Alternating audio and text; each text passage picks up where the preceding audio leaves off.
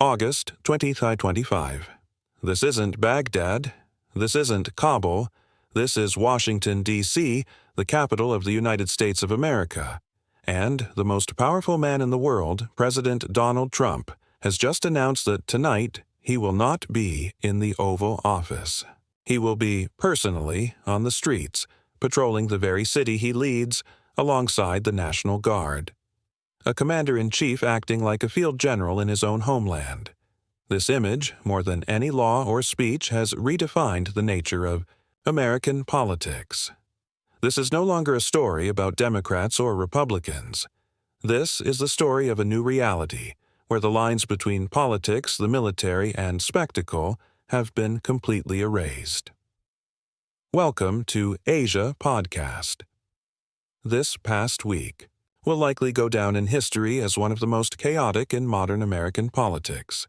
From the streets of Washington to the negotiating table in Alaska, from trade wars to the war in Ukraine.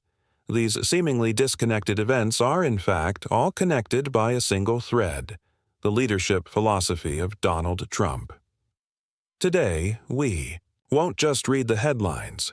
We will connect the dots to paint a comprehensive and alarming picture of the future of America and the world.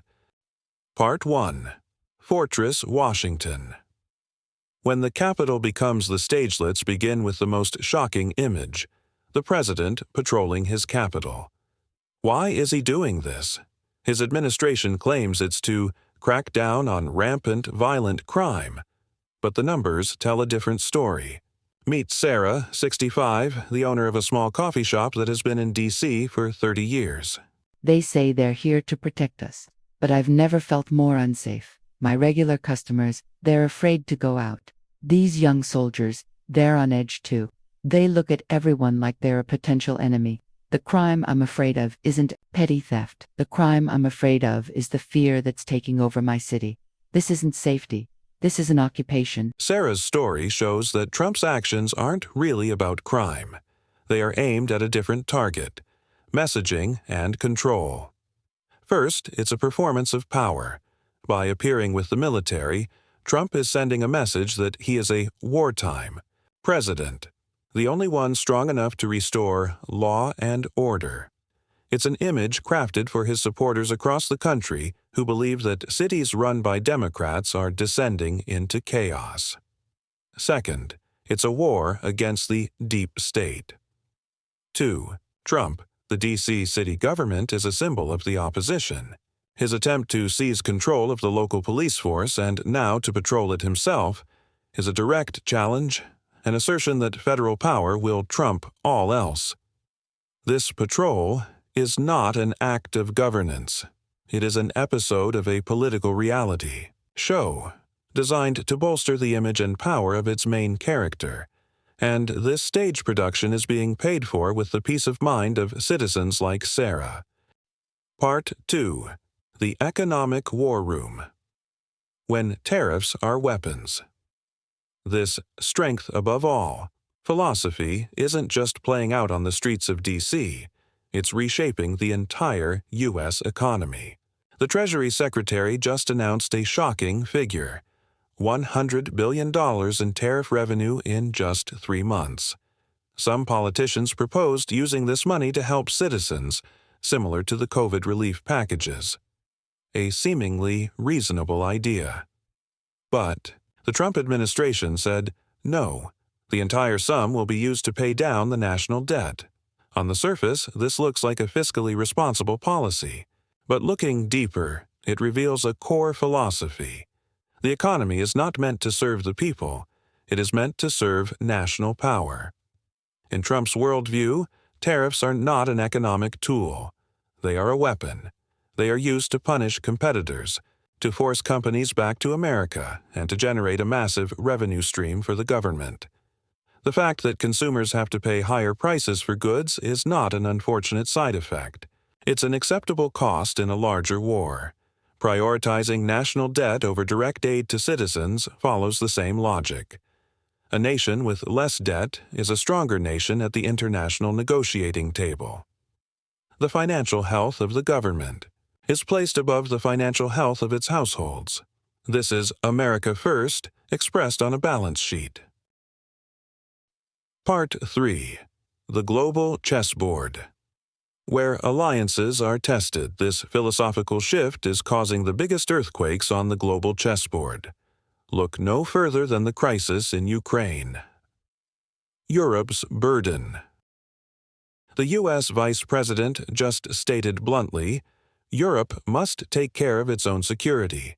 The U.S. will only play a minimal role. This is a 180-degree reversal of American foreign policy for the last 70 years. The message is clear. The era of America as the world's policeman is over.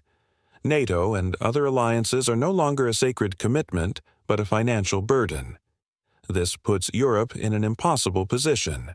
They face an aggressive Russia on one side, while no longer being able to fully rely on their most powerful ally on the other. B.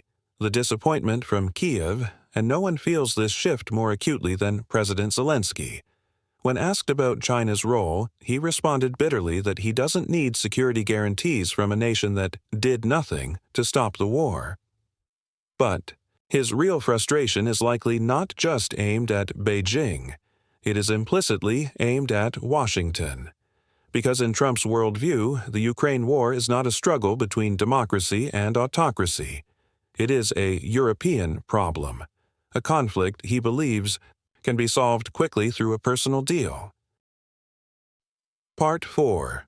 The War on Reality. When words matter more than facts, and this brings us to the central event of the week, the summit between Trump and Putin in Alaska, and the president's subsequent rage.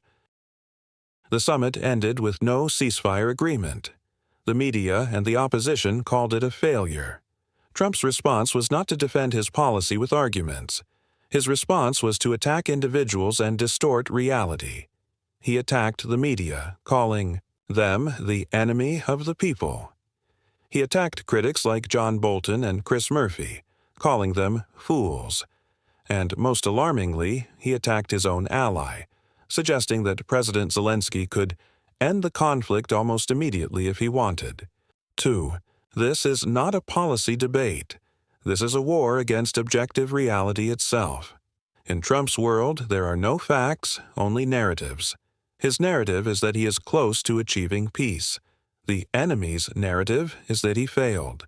And anyone who subscribes to the enemy's narrative, be it a journalist, a politician, or even the president of an allied nation, becomes a target. His blaming of the war on his predecessor Joe Biden, and his assertion that it never would have happened if he were still president, is part of this tactic. It creates a parallel history, an alternate reality for his supporters, where all successes belong to him and all failures are caused by others. Conclusion. The price of chaos. When we piece together all the fragments of this chaotic week, a clear picture emerges. The patrol in D.C., the tariff war, the abandonment of allies, and the war with the media. They are all symptoms of the same leadership philosophy, one that prioritizes performance over governance, personal loyalty over institutions, and perceived strength over democratic values. The takeaway from this week is not about whether Trump's policies are right or wrong. History will be the judge of that. The core lesson lies in the price of this style of leadership. The price of division. When a president treats half the country and his own capital as the enemy, public trust in institutions erodes to its very core. The price of uncertainty. When foreign policy is based on one person's whims instead of long-term commitments, the world order becomes more fragile and dangerous. And the greatest price is the exhaustion of truth. When objective reality is constantly attacked and distorted, society loses its ability to have a rational dialogue and solve real problems. America is at a tipping point. The question is not whether Donald Trump will be re-elected, but rather, how many more weeks like this can American democracy withstand? The warning bells are ringing, not just in Washington, but across the entire world.